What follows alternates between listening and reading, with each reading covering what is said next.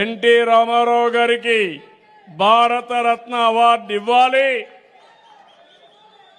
ఎందుకంటే ఈ దేశంలో నీతి నిజాయితీ రాజకీయాలు చేసిన వ్యక్తి, జాతి కోసం పనిచేసిన వ్యక్తి, యాంటీ కాంగ్రెస్ కోసం ఐకమత్యం కోసం పనిచేసి ఈరోజు ప్రభుత్వాలు ఉన్నాయంటే ఆ దిశగా నడిపించిన వ్యక్తి నందమూరి తారక రామారావు గారు.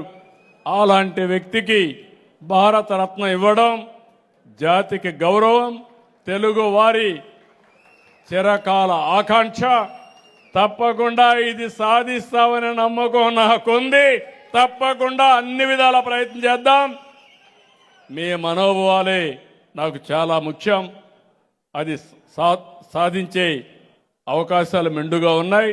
సాధిస్తామని చెప్పి కూడా నేను మీకు తెలియజేసుకుంటూ మరొక్కసారి ఎన్టీ రామారావు గారిని ఒక్కసారి తలుచుకుని ఈ రాష్ట్ర అభివృద్ధి కోసం కంకణం కట్టుకుని ముందుకు పోవాల్సిందిగా తెలుగుదేశం పార్టీ కార్యకర్తలందరికీ, కుటుంబ సభ్యులందరికీ విజ్ఞప్తి చేస్తూ అందరికీ నమస్కారాలు.